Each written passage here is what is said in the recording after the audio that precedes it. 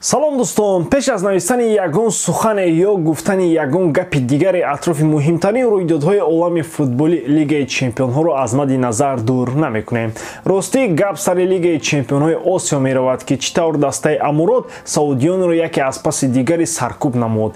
Алайни Амуроти Муттаҳидаи Араб нахуст дар марҳилаи чорякниҳои Ал-Наср Роналдоро аз пеши роҳаш дур кард ва сипас Ал-Ҳилоли рекордгузорро таслими шикаст намуд. Маъз ҳамин дастаи Ал-Айн буд ки дар бозии аввали ниманиҳои Лигаи Чемпионҳо ба силсила бозиҳои рекордии бидуни шикасти дастаи Неймар нуқта гузошт. Баъди пирӯзии 4-2 амуратиҳо, ҳарчанд Ал-Ҳилол дар бозии ҷавобӣ дар замини хеш 2-1 пирӯз шуд, вале ба марҳилаи дигар Ал-Айни Амурот рафт. Дар Лигаи Чемпионҳои Осиё ҳам аз дастаҳои Саудӣ дигар ягон хату хабар ҳам намонд. Акнун лайки қиматбоҳои худро гузоред. Мо охирин хабарҳои олами футболро пешниҳоди шумо мекунем. Дерби Мерсайдӣ он қадар хунхор нест ки бисёриҳо фикр мекунанд. Бо вуҷуди ин бозӣ дар пешистода метавонад хеле сахт ва ноҳамвор гардад. Ҳама аз сабаби ангезаи мусобиқаи рақибон. Эвертон сахт барои зинда мондан мубориза мебарад ва Ливерпул барои унвони қаҳрамонӣ бо Арсенал ва Манчестер Сити идома медиҳад.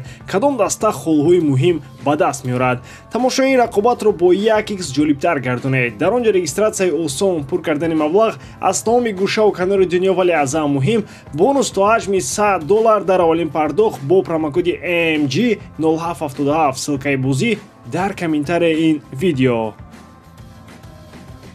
Дар доираи бозии даври 34-уми Премер-лигаи Англия мо шаби гузашта шоҳиди дербии Лондон миёни дастаҳои Арсенал ва Челси дар варзишгоҳи Иморот шудем. Бозие ки аслан мебоист бар рафти мубориза дар пойгаи қаҳрамонӣ таъсир мекард, вале дар рафти нимаи дуюм маълум шуд ки Арсенал ин мавсим сахт нияти қаҳрамоншавиро дорад. Шогирдони Артета дар майдон умуман бачаҳо аз Стенфорд Бриджро писанд накарданд. Дар нимаи аввали рақобат агарчи мухлисон танҳо шоҳиди голи барвақтии Леандро Тросар шуданд, вале дар нимаи дуюм голборони яктарафа сурат гирифт. Сар аз оғози нимаи дуюми рақобат ҳамагон шикасту рехти Челсиро шоҳид буданд.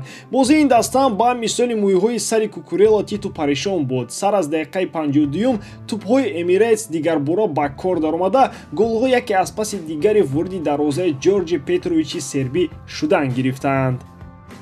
Дар натиҷаи 27 зарба ҷониби дарвозаи Челси ки 10 зарбаи рост буд, Челси дар дерби танҳо бо 1 зарбаи рост ҷавоб гардонида тавонисту халос. Дублҳои Бен Уайт ва Кай Хаверс ба пуррагии Челсиро аз назарҳо дур карданд. Дучори шикасти бузург шудани Челси дар дербии принсипиалӣ боиси як хоби даҳшату хотираҳои нописанде барои мухлисони кабудҳо гардид. Баъди ин пирӯзии бузург бо ҳисоби 5-0 дастаи Артета бо касби 77 хол ба зинаи дуюм баргашт. Вале Ливерпул бо камбудӣ 1 хол ва 1 бозии эҳтиётӣ дар зинаи дуюм асту Манчестер Сити бо 2 холу 2 бозии камтар талош мекунад ки дифои қаҳрамониро сарбаландона ба анҷом расонад. Челси бошад бо чунин шакли бозиаш дар набуди Палмер метавонад дигарбора ба зинаи даҳум фарояд.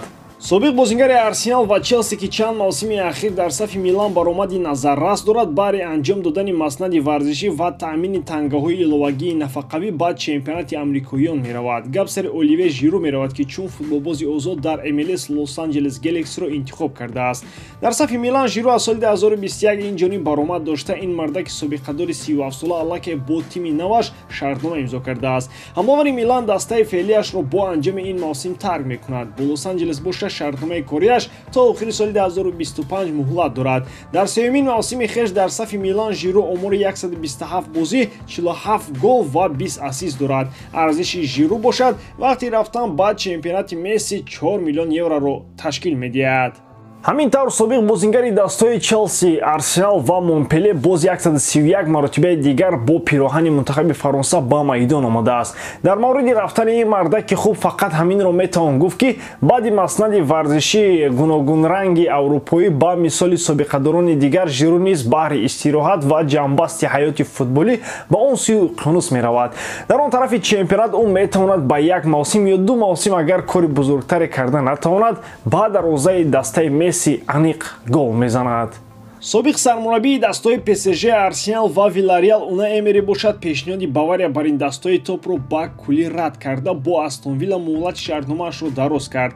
Виланҳо ҳам дар мавриди тамдидкунии шартнома бо мураббии испании хеш Расман эълон намуданд. Ба гуфти хадамоти матбуотии даста, аз Бирмингем шартномаи нави Астон Вилла бо Эмери то тобистони соли 2027 муҳлат дорад. Дар ин тими англисӣ бошад, Эмери аз моҳи октябри соли 2022 кор мекунад ва ҳеҷам виланҳоро дар ин масири корӣ хор намекунад. Бояд гуфт ки танҳо Унаи тавонист ин мавсим ҳамаи дастаҳои топ шашгонаи Англияро несту нобуд кунад. Танҳо Эмери буд ки Гвардиолаи закиам зидди ӯ коре карда натавонист.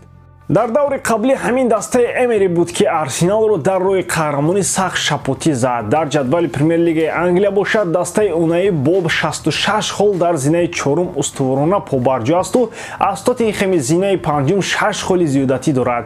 Бо эҳтимолияти зиёд метавон гуфт ки ин мавсим Астон Вилла то ба охир баҳри дар даст нигоҳ доштани рохати Лигаи Чемпионон мубориза бурда, дар арсаи Евроҷомҳо ҳам корҳояш созанд. Виланиҳо то ниманиҳоии Лигаи Конференсия рафта онҷо бо Олимпиакос барои рохати финалӣ мубориза мебаранд. Фикр мекунам ки рад кардани пешниҳоди Бавария ҳам барояш мантиқан дуруст буд.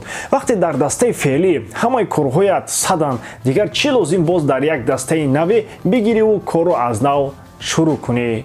Астон Вилла агар мураббиашро ба ягон ҷо равон карданӣ нест Ливерпул бошад, то ҳол дар ҷастҷӯии сармураббии нав аст. Баъд оне ки Хаби Алонсо ба ҳамагон гуфт ки аз байри қаҳрамон ҳеҷ куҷо намеравад ва гапҳо атрофи даъвати Рубен Аморим ҳам хомӯш шуданд, сурхон назарҳо ҷониби кишвари Нидерландия карданд. Ба гуфти журналисти номдори итолиёвӣ Фабрицио Романо, Ливерпул бо сармураббии Фейнор Арне Слот ба алоқа баромадааст. Ба гуфти Романо, фурсатҳои наздик боз як гуфтушуниди дигар миёни ҷонибҳо доир мешавад.